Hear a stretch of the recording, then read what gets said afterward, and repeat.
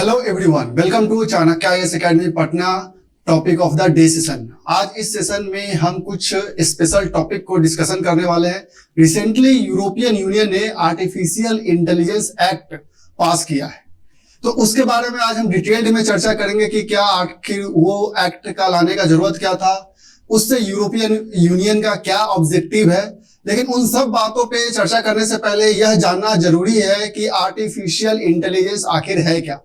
तो आज का जो हमारा टॉपिक होगा इस सेशन में, that is European union AI act, European union artificial intelligence act.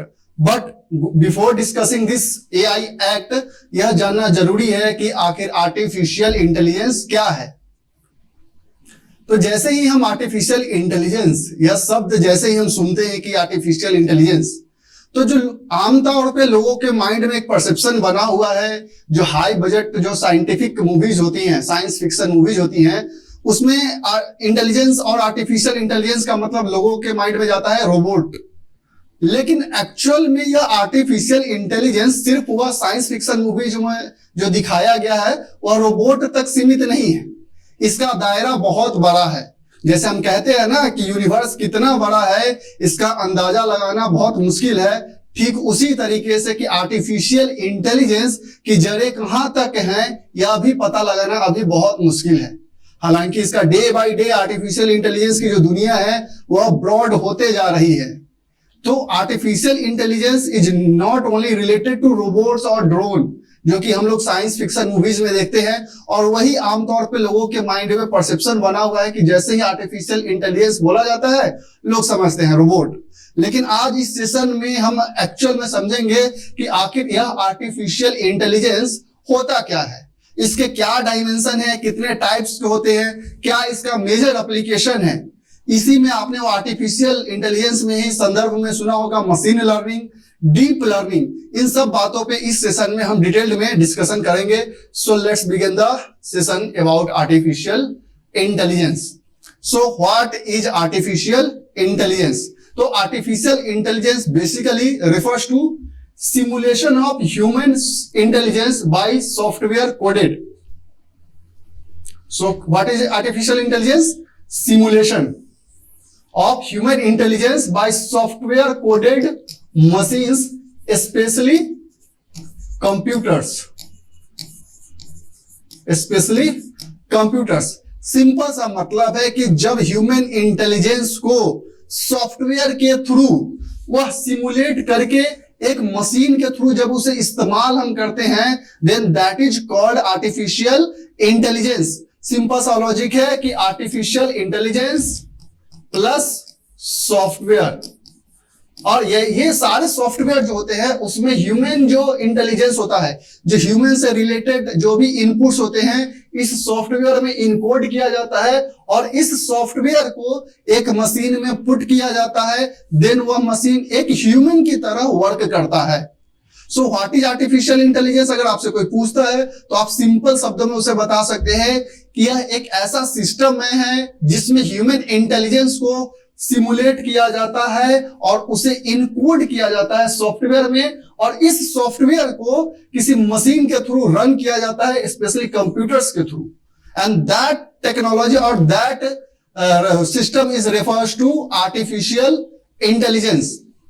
Artificial अगर इंटेलिजेंस की बात करें, this is basically based on the principle that human intelligence can be defined in a way that machine can easily mimic it and execute the task from most simple to even more complex.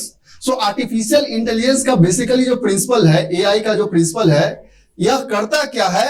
इसके तहत जो human intelligence है, जो human inputs हैं, उसको क्या किया जाता है? पहले सिमुलेशन होगा उसका। आफ्टर दैट जब वो सॉफ्टवेयर इनकोड हो जाता है, जब सॉफ्टवेयर में वो सारे इंस्ट्रक्शन इनकोड हो जाते हैं, देन वह सॉफ्टवेयर उस इंटेलिजेंस को मिमिक करेगा, पहले रीड करेगा एंड आफ्टर दैट टास्क को एग्जीक्यूट करेगा। तो बेसिकली क्या होता है कि हम आर्टिफिशियल इंटेलिजेंस के हेल्प से एक ऐसा ह्यूमन क्रिएट करते हैं। अगर कह सकते हैं सिंपल शब्दों में, तो आर्टिफिशियल इंटेलिजेंस एक फेक ह्यूमन क्रिएट करता है, जिसमें ऑलमोस्ट ह्यूमन लाइक जितने भी एक्टिविटीज है, इंटेलिजेंस है, वो कोडेड होते हैं in the software, and that software mimic and execute the most simple and even the most complex task। तो अगर आपसे कोई पूछता है कि आर्टिफिशियल इंटेलिजेंस क्या है बताओ, तो आप उन्हें सिंपल डेफिनेशन बताए कि आर्टिफिशियल इंटेलिजेंस एक ऐसा सिस्टम है जिसमें ह्यूमन इंटेलिजेंस को इनपुट के रूप में सॉफ्टवेयर में कोडेड किया जाता है। हम आगे देखेंगे कि वो कैसे होता है। उसे कोडेड किया जाता है, वह सॉफ्टवेयर किसी एक पर्टिकुलर मशीन में इनबिल्ट होता है, एंड देन वह क्या करता है, उस इंटेलिजेंस को मिमिक करता है, एंड आफ्टर देन उसे एग्जीक्यूट करता है। तो artificial intelligence.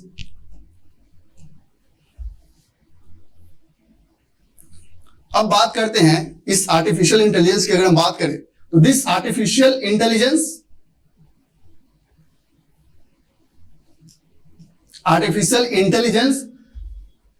Is include mimicking human cognitive activity. जैसा कि हम बात कर रहे थे कि जो उसमें ह्यूमन इंटेलिजेंस से रिलेटेड इंस्ट्रक्शन इनबिल्ट होते हैं, पहले उसे मिमिक करता है, पहले रीड करता है, एंड देन आफ्टर वो टास्क को कंप्लीट करता है, एग्जीक्यूट करता है। The ideal characteristics of artificial intelligence is its ability to rationalise and take action that have best chance of achieving a specific goal। तो आइडियल अगर हम क्या बात करें कि आइडियल आर्टिफिशियल इंटेलिजेंस क्या होगा, तो आइडियल जो आर्टिफिशियल इंटेलिजेंस है उसमें क्या किया जाता है कि वह डाटा को पहले रैशनलाइज करेगा, एंड अकॉर्डिंग टू दैट वह एक्शन लेता है और टास्क को एग्जीक्यूट करेगा। This AI requires a foundation of specialised hardware and software for writing, training, machine learning algorithm. No single program language is synonymous with AI, but Python, R, Java, C++, Julia have famous popular with AI developers। अब बात करें कि अगर AI की हम बात करते हैं तो यह जो AI होता है इसमें हार्डवेयर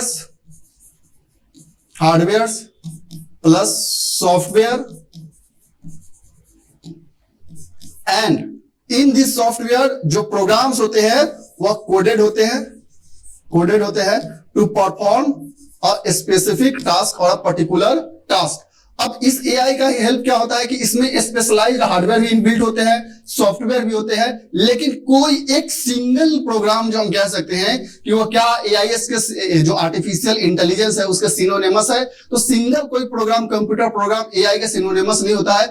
उसमें बहुत सारे प्रोग्राम्स का अमलगमेशन होता है, बहुत सारे प्रोग्राम्स को एक साथ, बहुत सारे सॉफ्टवेयर को एक साथ इनकोड करके जब आर्टिफिशियल इंटेलिजेंस को थ्रू किसी ह्यूमन टास्क को एग्जीक्यूट कराया जाता है।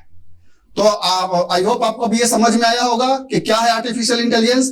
अगेन आप एक बार और समझे, आर्टिफिशियल इंटेलिजेंस को hardware, software, in this software जो ह्यूमन इंटेलिजेंस होते हैं, जो इंस्ट्रक्शन होते हैं वह इनपुट के रूप में कोडेड होते हैं।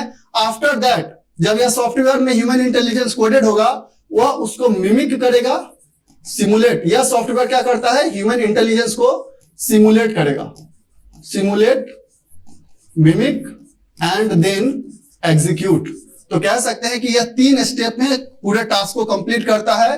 पहले तो वह सिस्टम क्रिएट होगा, हार्डवेयर सॉफ्टवेयर डेवलप होगा, उस सॉफ्टवेयर में ह्यूमन इंटेलिजेंस इनकोड होगा, उसका मिमिक करके उसके टास्क को वो परफॉर्म करेगा। That is artificial intelligence. So आप जो अभी तक सोच रहे थे कि आमतौर पे जो आपके माइंड में परसेप्शन बना हुआ था कि क्या आर्टिफिशियल इंटेलिजेंस जो साइंस फिक्शन मूवीज में है वहीं तक सीमित है क्या, तो यह एक समझ लीजिए कि यह एक यूनिवर्स की तरह है। इसकी जड़ें बहुत अंदर है, इसमें जितना अधिक इनोवेशन होगा उतनी चीजें देखने को बाहर मिलेगी। तो artificial intelligence, this is based on software and that software is related with or encoded with human intelligence। तो जैसे अगेन देख सकते हैं आप आर्टिफिशियल इंटेलिजेंस को कैसे आप डिवाइड कर सकते हैं 3 स्टेप में। Human intelligence, simulation through amalgamation of software programmes, जब बहुत सारे सॉफ्टवेयर प्रोग्राम को अमलगमेट किया जाता है, एंड दैट अमलगेटेड सॉफ्टवेयर क्या करेगा, ह्यूमन इंटेलिजेंस को सिमुलेट करेगा, और सिमुलेशन के बाद वह मिमिक करेगा and then execute the task. वह टास्क सिंपल भी हो सकता है, सिंपल टास्क को भी परफॉर्म कर सकता है, और ये कॉम्प्लेक्स टास्क को भी परफॉर्म कर सकता है। दिस, अगर हम एक वर्ड में अगर पूरे आर्टिफिशियल इंटेलिजेंस को डिफाइन करें तो मैंने जैसा कि पहले भी बताया कि artificial intelligence basically creates a fake human. वह एक फेक ह्यूमन बनाता है जो ऑलमोस्ट 100% नहीं कह सकते हैं, लेकिन ऑलमोस्ट वो सारे टास्क परफॉर्म करता है जो कि एक ह्यूमन बीइंग कर सकता है। So in one word we can say creation of a machine in fake human, fake human who execute both simple and complex tasks almost as like human does, almost, please remember almost, कि मतलब एक machine को इस तरीके से develop करना, उसमें इस तरीके से ह्यूमन इंटेलिजेंस को इनबिल्ट करना, इनकलकेट करना कि वह ऑलमोस्ट ह्यूमन की तरह टास्क परफॉर्म करता है। और जब इस तरीके से मशीन अगर काम करने लगेगा तो हम कह सकते हैं कि आर्टिफिशियल इंटेलिजेंस जो है एक फेक ह्यूमन क्रिएट कर सकता है। लेकिन हम देखेंगे कि आर्टिफिशियल इंटेलिजेंस का लिमिटेशन कहां पे है, अभी फिलहाल हम आगे उसको बात करेंगे। अब हम बात करते हैं मशीन लर्निंग। आर्टिफिशियल इंटेलिजेंस की जब आप बात करते हैं तो उसी में एक वर्ड आता है मशीन लर्निंग। तो मशीन लर्निंग आखिर क्या है? तो machine learning basically this is the subset of AI, artificial intelligence, कि आर्टिफिशियल इंटेलिजेंस का ही एक पार्ट है machine learning. And this machine learning is basically based on algorithms. ये क्या होते हैं? ये जो एल्गोरिदम बेस्ड होते हैं, machine learning use algorithm, use historical data as a input to predict new output values. तो मशीन लर्निंग बेसिकली क्या है?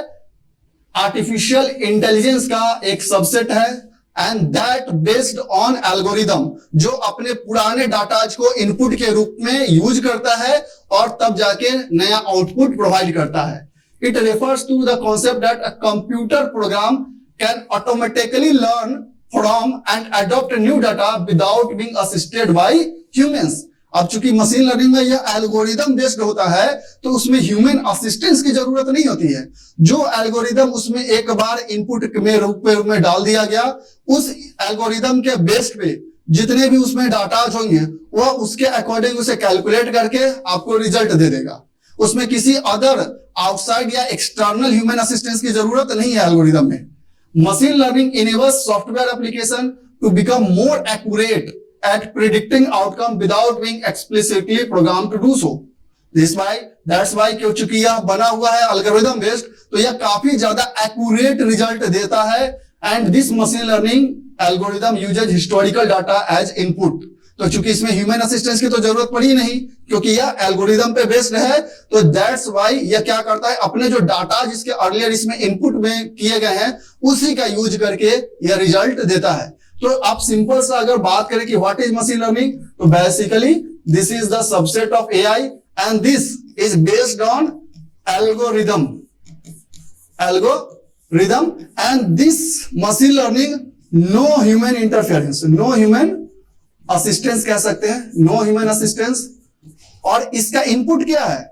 तो इनपुट है जो इसके डाटाज है, हिस्टोरिकल डाटाज। इसी हिस्टोरिकल डाटाज का यूज करके वह रिजल्ट प्रोवाइड करता है, रिजल्ट देता है।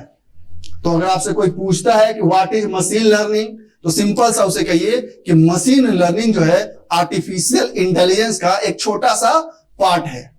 वह आर्टिफिशियल, इस टाइप का आर्टिफिशियल इंटेलिजेंस है जिसमें एल्गोरिदम इनकोडेड होता है और कोई ह्यूमन असिस्टेंस की जरूरत नहीं पड़ती है। तो मशीन लर्निंग आर्टिफिशियल इंटेलिजेंस का एक सबसेट है। अब इसी में एक वर्ड आता है आपका, that is called deep learning. अब यह जो डीप लर्निंग है, this deep learning is the subset of machine learning. This deep learning is the subset of machine learning. मतलब आर्टिफिशियल इंटेलिजेंस का सबसेट कौन है? तो आर्टिफिशियल इंटेलिजेंस का जो सबसेट है वो मशीन लर्निंग है। और उस मशीन लर्निंग का सबसेट कौन है? तो this deep learning.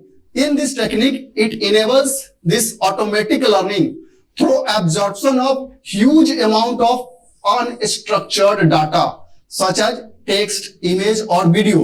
This deep learning is of artificial neural network structure in underpinning of recent advancement in artificial intelligence. अब जैसे बात कर सकते हैं सेल्फ ड्राइविंग कार्स या चैट जीपीटी जो अभी न्यूज में भी बना हुआ था।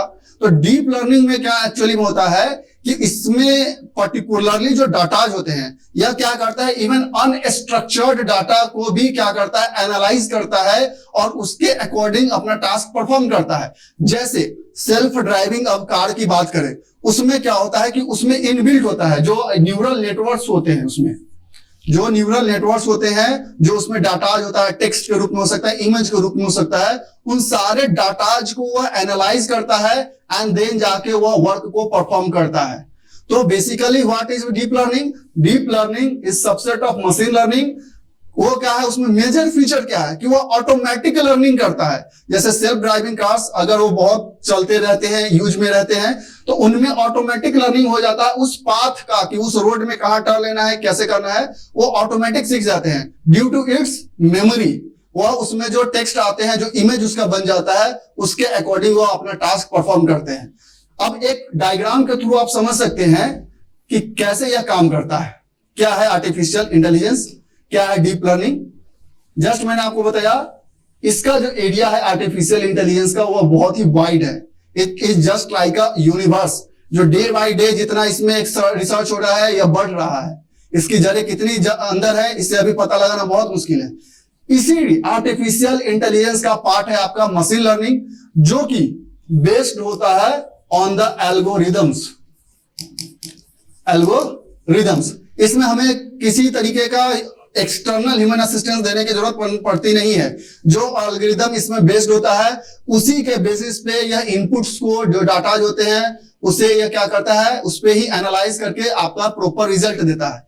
इस मशीन लर्निंग का सबसेट क्या है, डीप लर्निंग। यह क्या है, इसका मेजर फीचर क्या है, यह ऑटोमेटिक लर्निंग करता है, ऑटोमेटिक लर्निंग। और यह ऑटोमेटिक लर्निंग कैसे करता है, जो अनस्ट्रक्चर्ड डाटाज होते हैं, उसके बेसिस पे यह अपना रिजल्ट देता है। जैसे इसका यूज जो है स्पेशल, जो डीप लर्निंग कहते हैं, जो सेल्फ ड्राइविंग कार्स जो है, इसमें इसका डीप लर्निंग का यूज हो रहा है। सो आई होप आपको यह समझ में आया होगा। अब मैं इसी चीज को आपको बहुत दूसरे तरीके से समझाता हूं। Suppose this is a human body. This is not actually a human body, but let's consider it a human body. अब इस ह्यूमन बॉडी में क्या है, क्योंकि आर्टिफिशियल इंटेलिजेंस को कंसीडर कर रहे हैं हम, दिस ह्यूमन बॉडी हमारा क्या होता है, इसमें हमारा हार्डवेयर भी है और सॉफ्टवेयर है। हमारा जो बॉडी बना हुआ है वो हमारा हार्डवेयर का भी बना हुआ है, जो हम जिसे छू रहे हैं, टच कर रहे हैं। हमारे बॉडी के पार्ट में बहुत सारे सॉफ्टवेयर भी है। तो यह इस पूरे ह्यूमन बॉडी को आप कंसीडर कीजिए एज आर्टिफिशियल इंटेलिजेंस। इस आर्टिफिशियल इंटेलिजेंस के अंदर में हमारे बॉडी में एक पार्ट हमारा है brain. This brain act as a machine learning because हमारा भी जो ब्रेन है वो क्या है, वो एक एल्गोरिदम पे ही बेस्ड है। वो अपने हिसाब से वो वर्क करते रहता है, बस उसको इनपुट्स चाहिए, उसके अकॉर्डिंग वो एल्गोरिदम के अकॉर्डिंग वो परफॉर्म अपना टास्क करते रहता है। इस ब्रेन के अंदर में भी जो हमारे ऐसे ब्रेन के बहुत पार्ट्स होते हैं, उसमें एक पार्ट है जिसे हम बोलते हैं सेरेबेरम। जो इसका काम क्या है, इसका काम है थिंकिंग का। यह थिंकिंग प्रोसेस करता है, कह सकते हैं डीप थिंकिंग। तो जो हमारा पूरा बॉडी है वो आर्टिफिशियल इंटेलिजेंस है, ठीक है। क्योंकि आर्टिफिशियल इंटेलिजेंस में हमने देखा था कि इसमें हार्डवेयर प्लस सॉफ्टवेयर दोनों इस्तेमाल होते हैं। कोई जो हम एक सपोज एग्जांपल मैं दे रहा हूं रोबोट का ही, तो उसमें हार्डवेयर भी होते हैं, उसमें सॉफ्टवेयर भी इनबिल्ट होता है, देन जाके वो कोई पर्टिकुलर टास्क को परफॉर्म करता है उसी में। तो हमारा भी बॉडी जो है क्या है, हमारे बॉडी में भी हार्डवेयर है। हमारा जो पार्ट हम टच कर पा रहे हैं दैट इज आवर बॉडी। और हमारे बॉडी में भी बहुत सारे सॉफ्टवेयर इनबिल्ट है, जिसमें से कि एक सॉफ्टवेयर हमारा ब्रेन है। वहां भी मशीन लर्निंग, जिसे हम सॉफ्टवेयर के रूप में कह रहे हैं, जिसमें एल्गोरिदम इनकोडेड होते हैं। ठीक उसी तरीके से हमारा ब्रेन है, यहां भी यह डीप लर्निंग कर रहा है, डीप थिंकिंग कर रहा है, जो कि इवन अनस्ट्रक्चर्ड डाटा को भी एनालिसिस कर लेता है। तो जो हमारा सेरेबेरम है, जो थिंकिंग प्रोसेस करता है, तो हमारा ब्रेन, आपने कभी विजुअलाइज किया हो उन चीजों को, अगर सोचा हो तो कभी कभी जैसे आप ज्योग्राफी पढ़ते हो तो आप मैप को देख के विजुअलाइज कर लेते हो, एक बार मैप देख लेते हो, आपका ब्रेन उसी को विजुअलाइज कर लेता है। तो डीप लर्निंग में क्या होता है, चूंकि वो अनस्ट्रक्चर्ड डाटा के रूप में हमारे माइंड में है, बट जब जरूरत पड़ता है तो ब्रेन हमारा जो हमारा सेरेबेरम है उसे विजुअलाइज करता है, आंखों के सामने उसे लगता है कि वो मैप दिख रहा है। ठीक उसी तरीके से डीप लर्निंग में जो अनस्ट्रक्चर्ड डाटा है उसी को एनालाइज करता है। So our cerebrum is what, our cerebrum is deep learning का सिस्टम है। तो this artificial intelligence is our body, this machine learning is our brain, whole brain, and this deep learning belongs to this cerebellum। तो पूरा का पूरा artificial intelligence जो है वो हमारे बॉडी पे ही बेस्ड है। दैट्स वाई हम कहते हैं यह आर्टिफिशियल इंटेलिजेंस जो है एक फेक ह्यूमन को क्रिएट करता है, फेक ह्यूमन को क्रिएट करता है।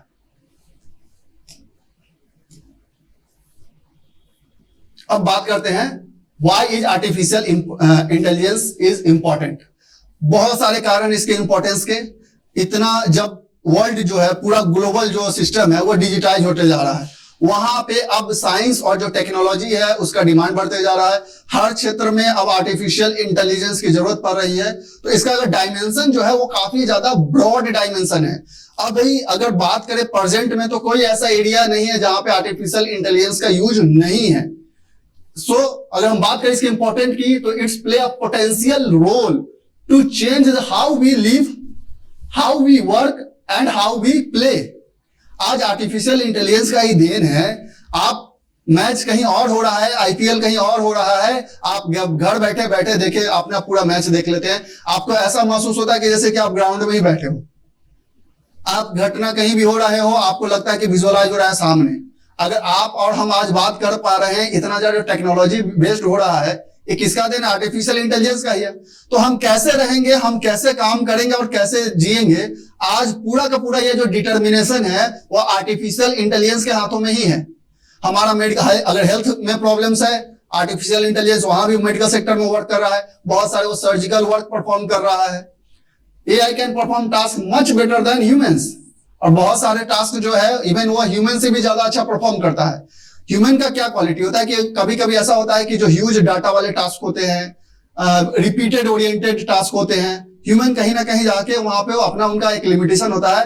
बट इस टाइप्स के जब वर्क आते हैं तो वहां पे आर्टिफिशियल इंटेलिजेंस का जो रोल होता है वो काफी ज्यादा इंपॉर्टेंट हो जाता है।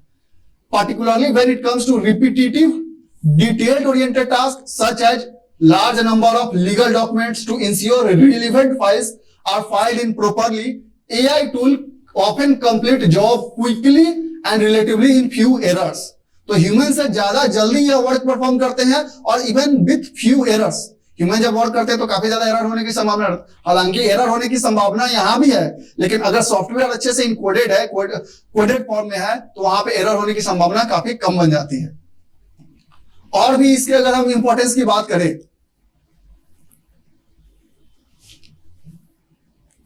तो आप देख सकते हैं, जैसे कि आप बात करें प्रायर टू इसके जो आर्टिफिशियल इंटेलिजेंस है उसके हम पहले की बात करें तो क्या बहुत कम लोग ये सोच पा रहे होंगे कि क्या सॉफ्टवेयर के हेल्प से एक टैक्सी को बुक किया जा सकता है? क्या जो टैक्सी चलाता है रियल में वो उतना स्किल्ड है कि सॉफ्टवेयर यूज कर सके? तो ये आर्टिफिशियल इंटेलिजेंस का ही देन है कि एक टैक्सी को भी अब आप सॉफ्टवेयर के थ्रू आप अपना बुक कर लेते हैं। तो ऐसे बहुत सारे कंपनीज है, जैसे उबेर है, ओला है।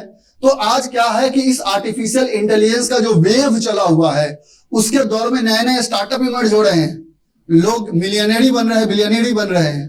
तो इसमें यही हो रहा है कि यह जो वेव चल रहा है, it would have a hard to imagine using computer software to connect riders to taxis, but Uber has become a Fortune 500 company by doing just that. कि यह कोई सोच भी नहीं सकता है कि कोई एक ऐसा सॉफ्टवेयर हम बना दे कि जो सिर्फ एक टैक्सी को एक कस्टमर से कनेक्ट कर दे, एक राइडर से कनेक्ट कर दे, एक तो उसमें सोच सकते हैं कि वो कितना बड़ा कंपनी बन सकता है। AI has become central to many today's largest and most successful companies like Apple है, Alphabet है, Microsoft है, Meta है। ये क्या है? ये सब के सब जितने भी कंपनी है, जितने भी आपको ये MNCs देख रहे हैं, मल्टीनेशनल कंपनीज देख रहे हैं, ये सब AI बेस्ड ही हैं। अब बात करते हैं कुछ एडवांटेजेस की। बहुत सारे एडवांटेज है, जैसा कि हम पहले भी बात कर रहे थे इंपॉर्टेंस में ही, कि कम टाइम में बहुत ज्यादा वर्क एग्जीक्यूट कर रहा है विथ फ्यू एरर्स। जो रिपीटेटिव वर्क है वहां पे भी काफी ज्यादा इंपॉर्टेंट रोल प्ले कर रहा है। तो बहुत सारे ऐसे जो वर्क है वहां पे एआई जो सिस्टम है वो काफी ज्यादा इंपॉर्टेंट हो जाता है, specially good at detailed oriented jobs. Specially अगर मेडिकल सेक्टर की बात करें तो बहुत सारे ऐसे वर्क है जो यह अच्छे से परफॉर्म कर रहा है। बहुत सारे वर्क जो specially certain disease diagnosis purpose पे, जो डायग्नोसिस हम करते हैं उस पर्पस में, या फिर सर्जिकल ट्रीटमेंट में भी एआई का यूज किया जा रहा है। आर्टिफिशियल इंटेलिजेंस हेल्प से जो छोटे छोटे रोबोट्स है, नैनो रोबोट्स, ये ह्यूमन बॉडी में डायरेक्टली इंजेक्ट किए जाते हैं और वह जाके एकदम पर्टिकुलरली जहां पे टास्क परफॉर्म करना पड़ता है विदाउट अफेक्टिंग अदर सेल्स, वह टास्क को परफॉर्म कर पाता है। Reduce time for data heavy task, जैसे कि हम बात कर रहे थे कि कुछ ऐसे हमारे यहाँ सेक्टर है जहां पे डाटा बहुत ज्यादा होता है, जैसे इंडस्ट्री है, जैसे बैंकिंग सिस्टम है, जैसे मेडिकल सिस्टम है, फार्मा इंडस्ट्री है। यहाँ पे जो ह्यूज डाटा है उसे कंपाइल करना, उसे गैदर करना काफी एक टफ टास्क है। यहाँ पे एआई का काफी ज्यादा रोल आता है। ये आसानी से डाटा को कंपाइल करता है और उसे स्टोर करके रख सकता है विद इन फ्यू आवर्स। और भी एडवांटेज की बात करें, save labours and increase productivity. An example of here is warehouse automation. खासकर यह देखा गया था जब पैंडेमिक का दौर था तो वेयर हाउस को क्या किया गया था, उसे ऑटोमेटिक जो मशीन्स थे उससे इनकलकेट कर दिया गया था ताकि उसे आसानी से उसे रन किया जा सके। तो क्या हुआ कि उस समय जब लेबर नहीं थे या फिर लेबर के लाइफ को डेंजर था, आर्टिफिशियल इंटेलिजेंस के हेल्प से ही उसे कंट्रोल किया जा सका था और प्रोडक्टिविटी को भी इंक्रीज किया जा सकता है आर्टिफिशियल इंटेलिजेंस के हेल्प से। delivers consistent results.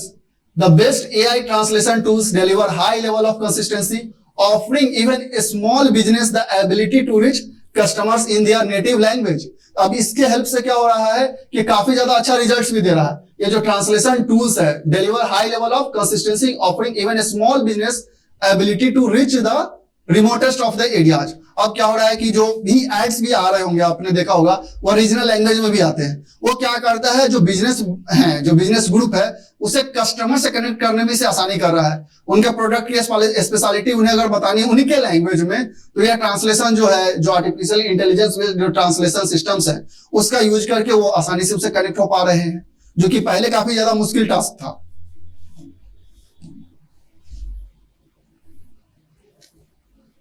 Advantage of AI में और भी बातें हैं। Can improve customer satisfaction through personalisation, कि बहुत सारे एड्स आते हैं, कंटेंट को पर्सनलाइज किया जा सकता है, जो मैसेजिंग है उसे पर्सनलाइज किया जा सकता है, वेबसाइट्स को भी पर्सनलाइज किया जाता है जिससे कि कस्टमर्स को सेटिस्फाई किया जाता है। अब यह जो एआई है अब हमारे ह्यूमन की तरह नहीं है कि उसका एक लिमिटेशन है कि टाइम पीरियड के बाद वो जाके थक जा रहा है, रुक जा रहा है। This AI programs do not need to sleep और टेक ब्रेक्स, प्रोवाइडिंग 24/7 सर्विसेज। आपने कभी एक्सपीरियंस किया हो तो जब आप कस्टमर सर्विसेज को फोन करते हैं मोबाइल पे, कस्टमर केयर को, या कहीं और भी जो टोल फ्री नंबर होते हैं, चाहे कोई भी, जिस पे देखते होइएगा कि कंप्यूटर उधर से आपको बोलता है पहले, देन आपका कॉल रिसीव होता है। तो बेसिकली क्या वो भी आर्टिफिशियल इंटेलिजेंस ही है जो आपका 24/7 वर्क कर रहा है। तो आप मशीन्स को, जो आर्टिफिशियल इंटेलिजेंस मशीन है उसमें जितना आपने एक बार कोड कर दिया है उसे रेस्ट लेने की जरूरत नहीं है, वो 24/7 वर्क कर सकता है।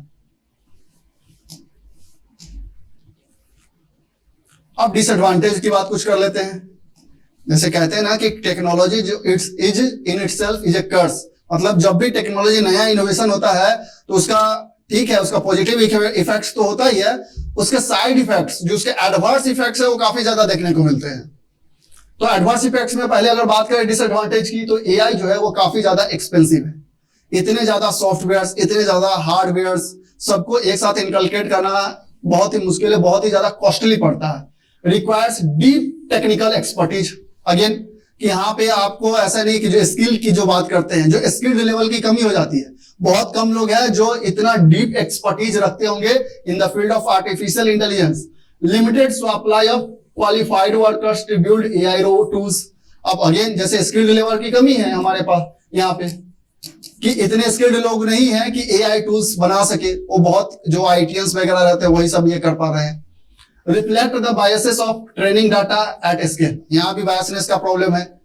Lack of ability to generalise from one task to another, यहाँ सबसे बड़ा प्रॉब्लम क्या है कि अगर आपने सपोज कर लिया कोई आपने रोबोट ही बिल्ड किया, इसमें जो आपने एक बार सॉफ्टवेयर इनकोड कर दिया जिस टास्क के लिए, वह उस टास्क के अलावा कोई दूसरा टास्क परफॉर्म नहीं कर सकता। मतलब आर्टिफिशियल इंटेलिजेंस के थ्रू जो क्रिएट किया गया है वह टास्क स्पेसिफिक हो जाता है, तो वह जनरलाइज नहीं हो सकता। From one task to another जो है उसकी एबिलिटी नहीं होती है। Eliminate human jobs increasing unemployment rates, ये सबसे बड़ा कर्ज कह सकते हैं इस आर्टिफिशियल इंटेलिजेंस का, कि जैसे जैसे आर्टिफिशियल इंटेलिजेंस बढ़ रहा है, मशीन क्रिएट हो रहे हैं, तो जहां पे सपोज कर लीजिए एक इंडस्ट्री में जब 10 लोग उसी वर्क को परफॉर्म कर पा रहे थे, अब एक ऐसा मशीन आ गया जो उस 10 लोगों का काम कम समय में अकेले कर दे रहा है, तो कहीं ना कहीं उसे अनएम्प्लॉयमेंट क्रिएट होगा। काम तो एग्जीक्यूट होगा, प्रोडक्टिविटी भी बढ़ेगी, लेकिन क्या होगा, अनएम्प्लॉयमेंट क्रिएट होगा। हाँ, हालांकि जो स्किल्ड वाले लोग होंगे उनको एम्प्लॉयमेंट मिलेगा।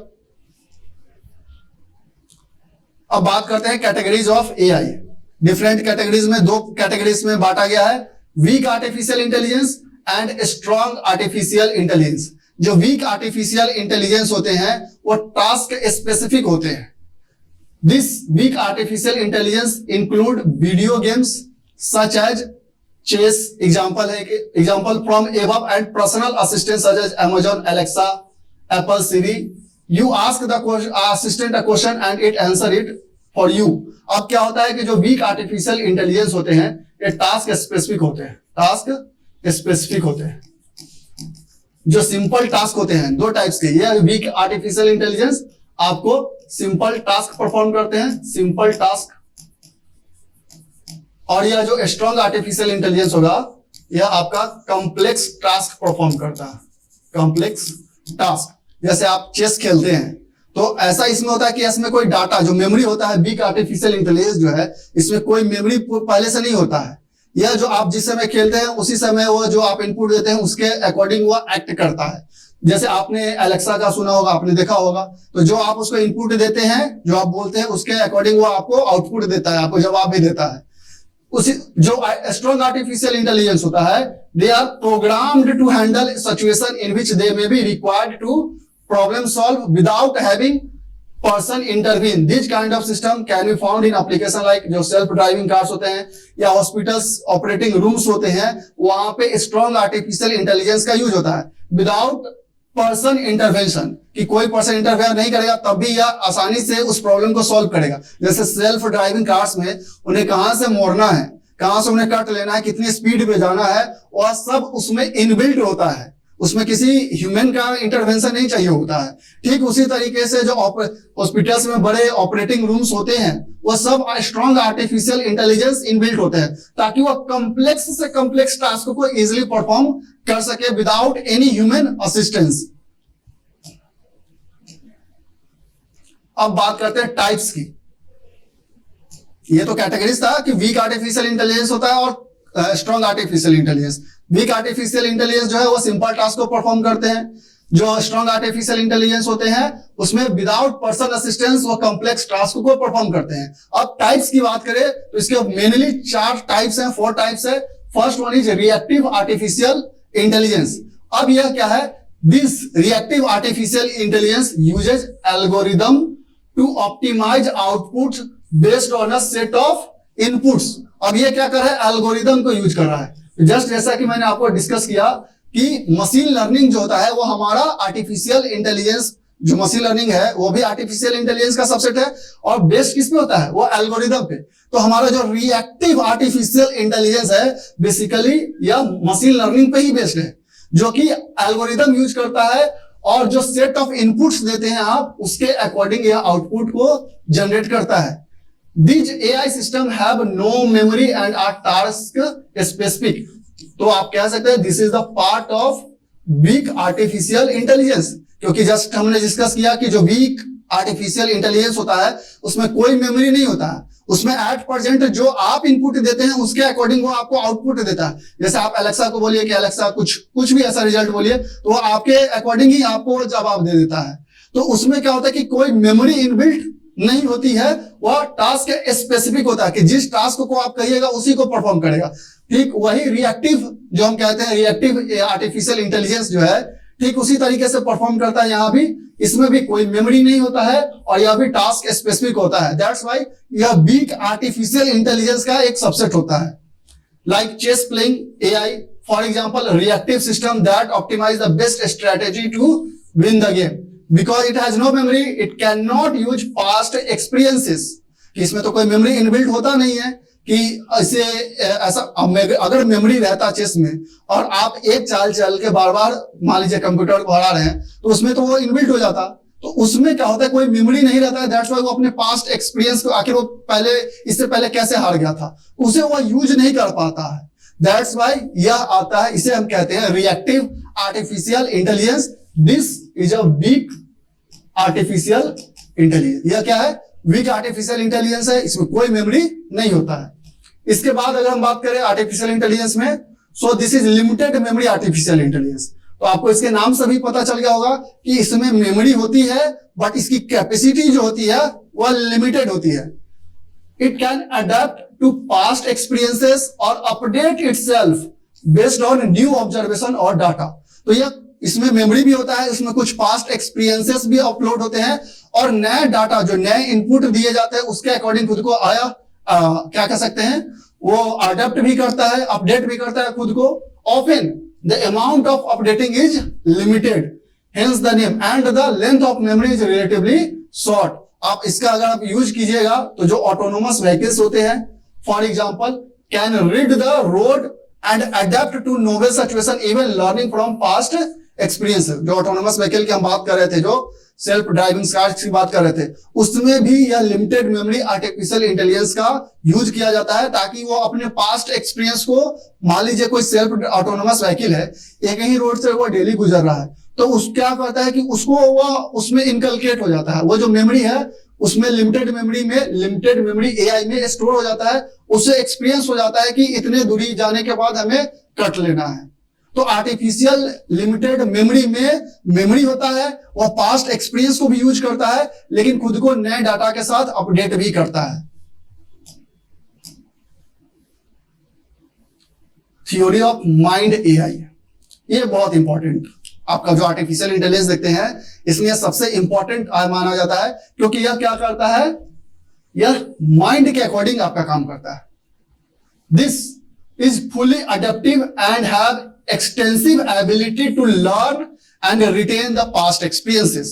कि यह इसके पास जो एबिलिटी वो काफी बड़ा एबिलिटी है कि अपने जितने भी पास्ट एक्सपीरियंस हुए रहते हैं उस आर्टिफिशियल इंटेलिजेंस के टूल में वो उसे रिटेन करता है। This type of AI include advance chatbots that could pass the turning test fooling a person into believing the AI was a human being. While advanced and impressive, these AI are not self-aware.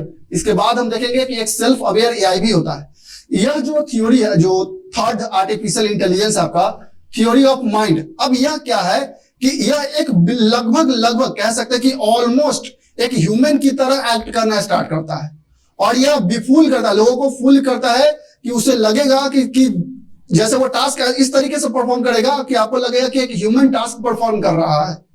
तो पूरा का पूरा जो वो past experience है, जैसे कि हम ह्यूमन बीइंग क्या करते हैं अपने काम को एग्जीक्यूट करने में, अपने पास्ट एक्सपीरियंस जो हमारे मेमोरी में जो स्टोर्ड है इंफॉर्मेशन, उसके अकॉर्डिंग हम अपने टास्क को परफॉर्म करते हैं। ठीक उसी तरीके से ये जो theory of mind artificial intelligence है, यह माइंड को, जैसे कि हम अपने माइंड को रीड करके अपना वर्क करते हैं, ठीक उसी तरीके से यह भी वर्क करता है। Almost a being like a human being या टास्क को परफॉर्म करता है। दैट्स व्हाई यह लगेगा आपको कि यह एक फूल कर रहा है, लोगों को फूल बना रहा है कि लगेगा कि यह ह्यूमन ही टास्क परफॉर्म कर रहा है, बट एक्चुअल में होता नहीं है। इसमें एक चीज नहीं होता है। दैट्स व्हाई यह पूरा ह्यूमन कह सकते हैं ना कि 99% ये ह्यूमन होता है, 1% इसमें क्या नहीं होता है, सेल्फ अवेयर। यह सेल्फ अवेयर नहीं रहता है, नहीं तो अगर इसमें सेल्फ अवेयरनेस आ जाए तो यह कह सकते हैं कि 100% ये ह्यूमन की तरह बिहेव करने लगेगा। जो फोर्थ आपका आर्टिफिशियल इंटेलिजेंस होता है, that is called self aware artificial intelligence. यह अभी तक एग्जिस्ट नहीं करता है। जिस दिन यह आ जाएगा कि जो रोबोट्स हम डेवलप कर रहे हैं वो सेल्फ अवेयर हो जाए, कि उनको लगेगा कि मेरे सामने खतरा है, वो कह सकते हैं वो रीड करना है, लेकिन ह्यूमन की तरह सेल्फ अवेयरनेस ऐसा कोई अभी तक आर्टिफिशियल इंटेलिजेंस नहीं आया है। लेकिन जिस तरीके से साइंटिस्ट लोग इस पे काम कर रहे हैं, आने वाले टाइम में ये भी पॉसिबल हो जाएगा। यह अभी एग्जिस्ट नहीं करता है। In this category AI system have a sense of self which gives them consciousness, कि वो सोच सकते हैं, ह्यूमन की तरह बिहेव कर सकते हैं। Machine with self awareness understand their own current state, कि अगर कोई ऐसा मशीन आ जाता है कि जो सेल्फ अवेयर हो तो वो अपना करंट का सिचुएशन आसानी से रीड कर सकता है, समझ सकता है। तो इस टाइप का अभी तक कोई आर्टिफिशियल इंटेलिजेंस डेवलप नहीं हुआ है, लेकिन आने वाले टाइम में होप किया ऐसा साइंटिस्ट कर देंगे। तो जैसा कि हमने देखा 4 types of AI, reactive AI, limited memory AI, theory of mind and self aware. ये तीनों अभी तक आ चुके हैं। रिएक्टिव एआई जिसे हमने देखा था कि यह वीक आर्टिफिशियल इंटेलिजेंस का पार्ट है, क्योंकि इसमें कोई मेमोरी नहीं रहता है। वह एट ए टाइम जो आप इनपुट देते हैं उसके अकॉर्डिंग यह रिएक्ट करता है। लिमिटेड मेमोरी एआई में हमने देखा कि यह पास्ट एक्सपीरियंसेस को यूज करते हैं, लेकिन इनकी जो कैपेसिटी होती है वह लिमिटेड होती है, मतलब मेमोरी जो होता है वह शॉर्ट होता है, जिससे हमने देखा था कि ऑटोनोमस जो व्हीकल्स वगैरह होते हैं उसमें यह यूज में आते हैं।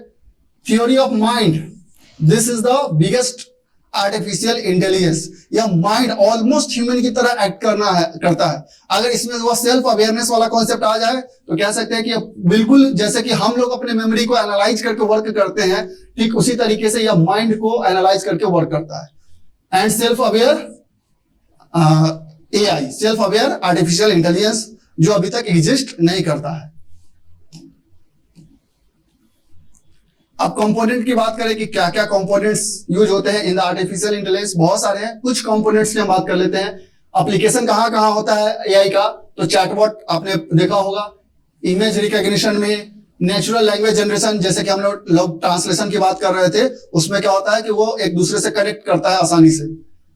सेंटिमेंट एनालिसिस करने के लिए टूल्स रिक्वायर, कौन कौन से टूल्स रिक्वायर होते हैं? जुपिटर नोटबुक, जो Anaconda 3 for learning, VS code और PyCharm, prompt power cell.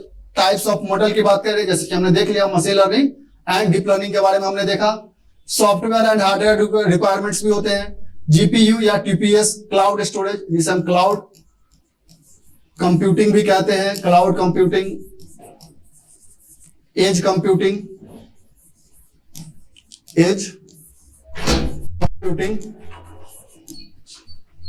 Parallel processing units for big data, एक कॉन्सेप्ट आता है बिग डाटा का। Programming language for building models like Python, Java, C++, ये सब प्रोग्राम होते हैं जिन्हें अमलगमेट किया जाता है, एक साथ लाया जाता है, देन उनमें इनपुट पुट किया जाता है, उसके अकॉर्डिंग ही वो टास्क को परफॉर्म करते हैं। So these are the components of artificial intelligence. अब हम आते हैं European Union's artificial intelligence act. अभी तक हमने डिटेल में समझा कि आर्टिफिशियल इंटेलिजेंस आखिर क्या होता है, तो अब बात करते हैं हम कि आखिर यूरोपियन यूनियन को इस आर्टिफिशियल इंटेलिजेंस एक्ट का क्यों जरूरत पड़ा। उसके पास ऑलरेडी यूरोपियन यूनियन के पास GDPR था, general data protection regulation act था।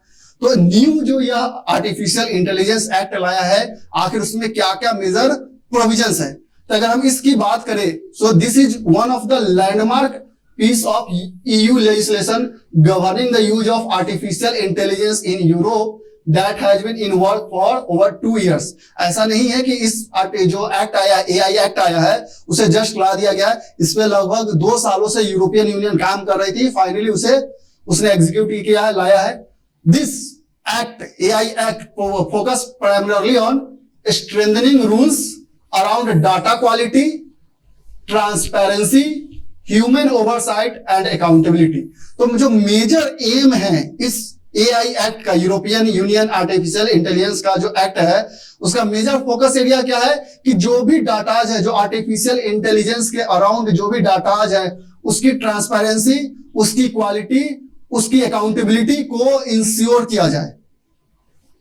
It also aim to address ethical questions, जो इथिकल डिलेमाज होते हैं, ethical dilemmas in artificial intelligence, आखिर उसको कैसे इंश्योर किया जाए।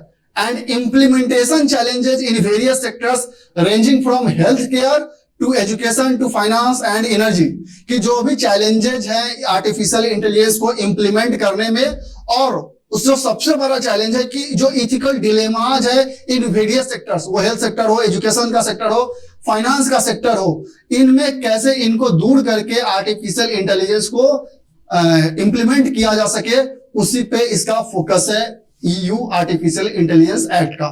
तो क्यों लाया जा रहा है? सबसे पहली बात क्या है कि उसका मेजर एम है कि अकाउंटेबिलिटी, ट्रांसपेरेंसी को मेंटेन किया जाए रिलेटेड टू बिग डाटाज, और उसको इंश्योर किया जाए जो इथिकल डिलेमाज है और जो चैलेंजेस है आर्टिफिशियल इंटेलिजेंस को इंप्लीमेंट करने में in various sector like education, finance, energy, health care, उसे कैसे दूर किया जाए।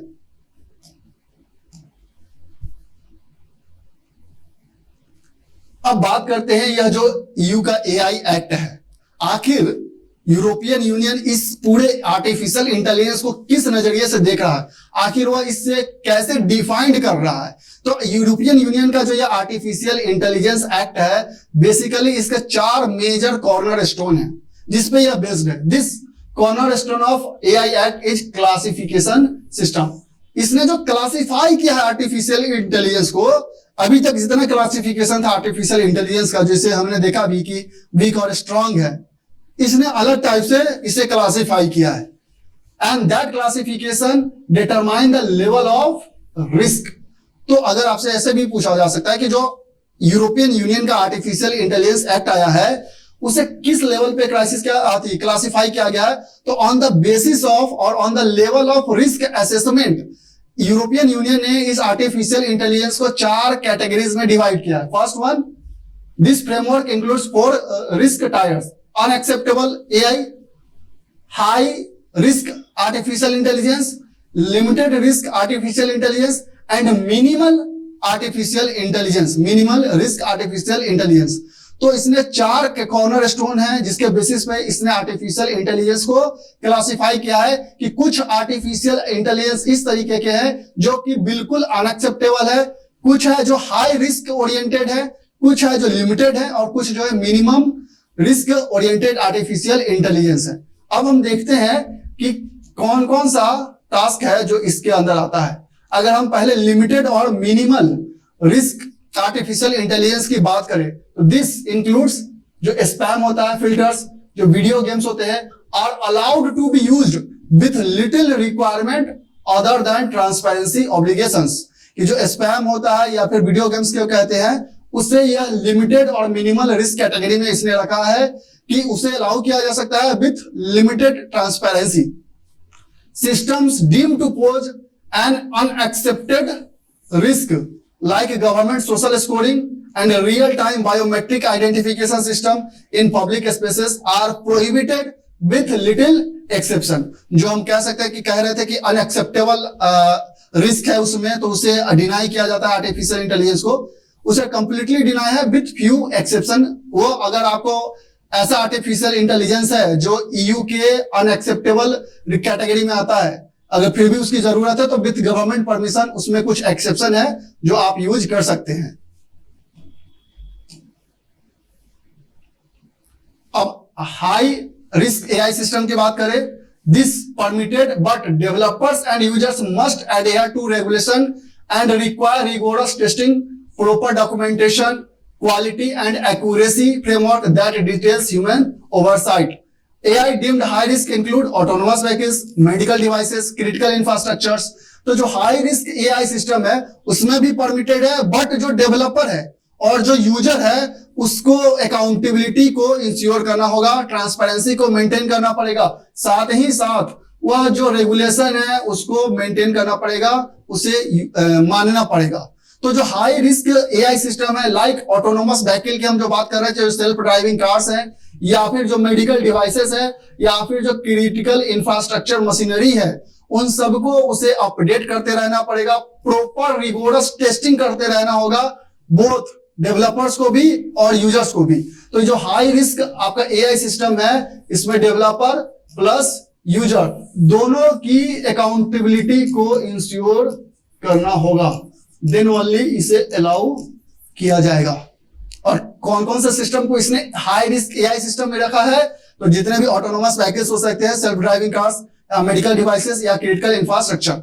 This act prohibits using technologies in unacceptable category, risk category, कि ऐसे टेक्नोलॉजी, ऐसे आर्टिफिशियल इंटेलिजेंस सिस्टम जो कि अनएक्सेप्टेबल है, उसे प्रोहिबिट किया है विथ लिटिल एक्सेप्शंस, कि अगर मान लीजिए अगर ऐसा सिचुएशन है कि नहीं यूज करना ही है तो विथ गवर्नमेंट परमिशन आप यूज कर सकते हैं।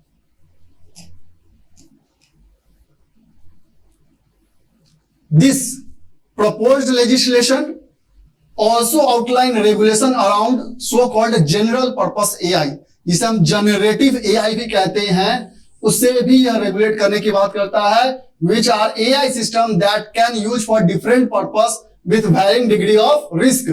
Such technology include large language model, generation model, generative AI like chat GPT की हम बात कर रहे थे, इसे भी रेगुलेट करने के लिए इसमें नियम बनाए गए हैं कि इसे भी रेगुलेट किया जाएगा, इसमें भी ट्रांसपेरेंसी और अकाउंटेबिलिटी को मेंटेन करने की बात की गई है। अब बात करते हैं क्या स्कोप है इस AI जो एक्ट आया है उसका। So this AI act is expensive and will govern anyone who provide a product और सर्विस दैट यूजेज AI, कि यूरोपियन यूनियन के तहत जितने भी कंपनीज होंगे, जितने भी इंडिविजुअल्स होंगे, स्टार्टअप्स होंगे जो किसी भी तरीके के AI सर्विसेज प्रोवाइड कर रहे हैं या AI रिलेटेड प्रोडक्ट डेवलप कर रहे हैं, उन सबको यह गवर्न करेगा। This act will cover systems that can generate output such as content, prediction, recommendation और डिसीजन इन्फ्लुएंसिंग द एनवायरमेंट्स। यह सारे सिस्टम्स को कवर करेगा जो कंटेंट जनरेट कर रहा हो, एआईसी से रिलेटेड प्रेडिक्शन कर रहा हो, रिकमेंडेशन कर रहा हो, या ऐसा कोई डिसीजन दे रहा हो जो कि एनवायरमेंट को इन्फ्लुएंस कर रहा हो, इन सबको यह गवर्न करेगा दिस एक्ट। अब क्या हुआ कि अगर आप यूरोपियन यूनियन में है, कोई कंपनी लगाए हुए हैं, कोई स्टार्टअप है आपका जो एआई बेस्ड है, तो उसमें कोई भी सिस्टम आप या सर्विस प्रोवाइड कर रहे हैं, this is going to this act is going to regulate your services, और आपको आपकी अकाउंटेबिलिटी और ट्रांसपेरेंसी को यह इंश्योर करेगा। What if a company breaks law? अब बात आती है कि अगर कोई कंपनी इस एक्ट को ब्रेक करता है तो उस पर क्या हो सकता है, क्या कार्रवाई हो सकती है। सो अगर कोई कंपनी इस ब्रीच करता है इस एक्ट को, तो उस पर फाइन लग सकता है। AI act face fines up to 30 million euros और 6% of global profits whichever is higher, कि अगर कोई कंपनी वहां पे इस रूल्स को ब्रेक करती है, ट्रांसपेरेंसी मेंटेन नहीं करती है, अपनी अकाउंटेबिलिटी इंश्योर नहीं करती है इन द हाई रिस्क, जो हम देख रहे थे हाई रिस्क एआई में, अगर मान लीजिए वो ट्रांसपेरेंसी मेंटेन नहीं करती है, जो उसका टेस्टिंग का जो सिस्टम है उसे वो फॉलो नहीं करती है, और किसी तरीके से भी इस लॉ का ब्रीच होता है, तो उस पे 30 मिलियन यूरो फाइन लगेगा, और या फिर अप्रॉक्स 6% जो ग्लोबल प्रॉफिट है उसका 6% उसे पे करना पड़ेगा in the form of fine. और सपोज कर लीजिए कि अगर कोई बड़ा कंपनी लाइक माइक्रोसॉफ्ट जैसे, अगर ऐसे कंपनी जो बैक कर रहे हैं चैट जीपीटी को, ये जो ओपन आर्टिफिशियल इंटेलिजेंस है जिसे वो बैक कर रहे हैं, अगर वो सब अगर मान लीजिए कोई ब्रीच करते हैं, तो वैसे कंपनी पे ऑलमोस्ट $10 बिलियन का फाइन भी लगाया जा सकता है।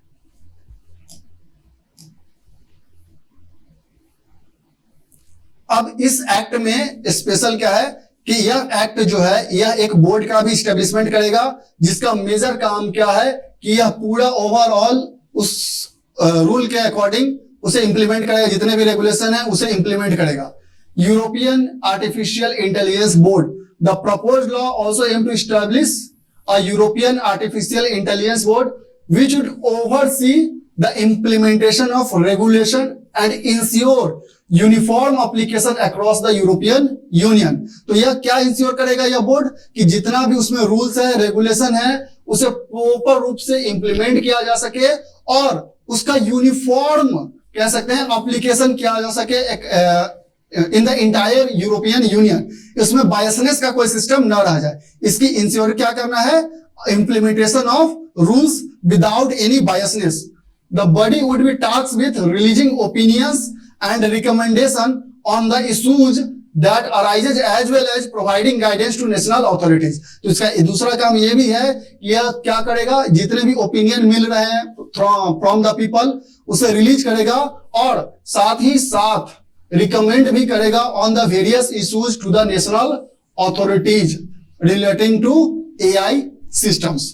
तो इस आर्टिफिशियल इंटेलिजेंस एक्ट में इस बोर्ड को भी इस्टेब्लिश किया जाएगा, जिसका काम है पूरे रूल्स और रेगुलेशन को ओवरसी करेगा कि यह कैसे इंप्लीमेंट हो रहा है, और इंप्लीमेंट अगर हो भी रहा है तो क्या कोई बायसनेस नहीं ना है, यूनिफॉर्म है ना।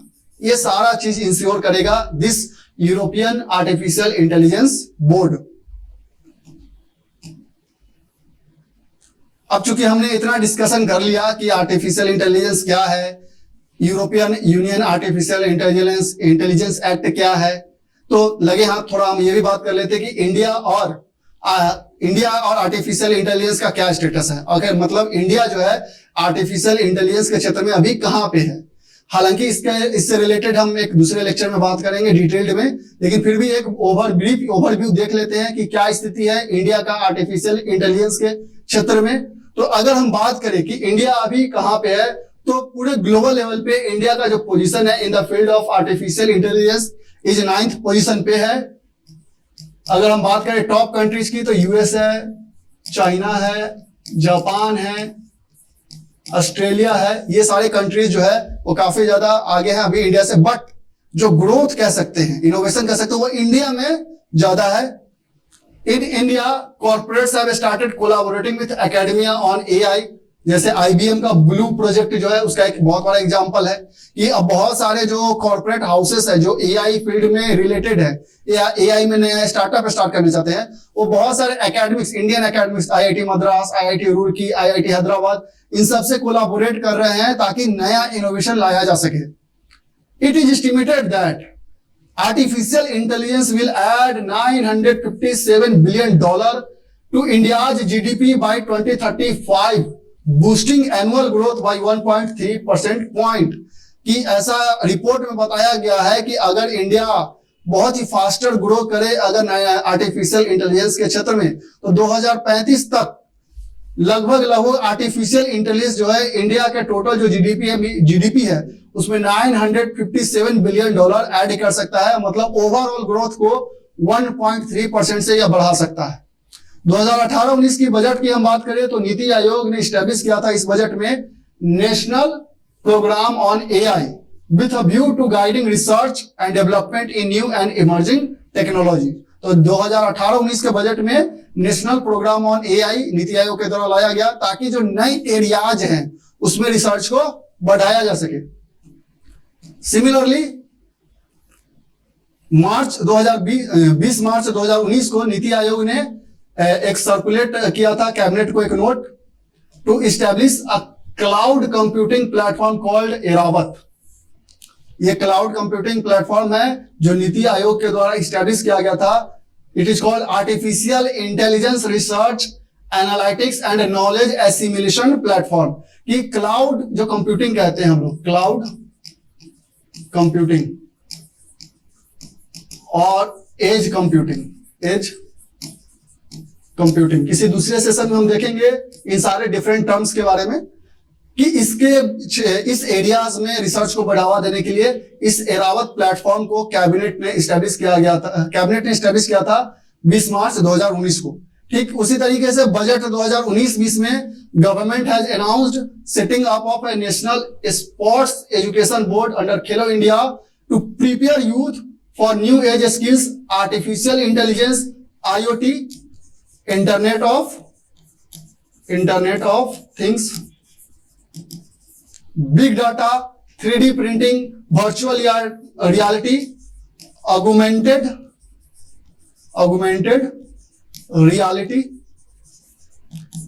इन एरियाज में जो इंडियन यूथ है उनको स्किल्ड किया जा सके, इसलिए नेशनल स्पोर्ट एजुकेशन बोर्ड के तहत खेलो इंडिया प्रोग्राम के तहत इसे स्टैब्लिश किया गया। जो इंडिया के नए जनरेशन है जिसमें वह चीज दिख रहा है कि आर्टिफिशियल इंटेलिजेंस के क्षेत्र में बहुत कुछ कर सकते हैं, उन्हें स्किल्ड किया जा सके in various fields like edge computing की बात कर ले या VR की बात कर ले या ऑगमेंटेड रियलिटी की बात कर ले। हम लोग इन सब क्षेत्र में जो भी यंग एज ग्रुप है लोग हैं उन्हें स्किल किया जा सके ताकि इंडिया का जो इकोनॉमी है उसमें आर्टिफिशियल इंटेलिजेंस का जो क्षेत्र है वह एक मेजर रोल प्ले करे। So this is all about artificial intelligence. European union artificial intelligence act, एक ब्रीफ ओवरव्यू था कि इंडिया का क्या स्टेटस है इन the field of artificial intelligence. I hope आपको यह समझ में आ गया होगा कि आर्टिफिशियल इंटेलिजेंस आखिर है क्या, यूरोपियन यूनियन का जो आर्टिफिशियल इंटेलिजेंस एक्ट आया था वह क्या है, उसके मेन प्रोविजंस क्या है और इंडिया का क्या स्टेटस है। आप हमें कमेंट में जरूर बताएं कि यह सेशन आपको कैसा लगा। मैंने ब्रीफली समझाने की कोशिश की है सभी बातों को। कमेंट में बताएं और ज्यादा से ज्यादा चैनल को शेयर करें, लाइक करें, सब्सक्राइब करें ताकि अदर स्टूडेंट्स इसका बेनिफिट उठा सके।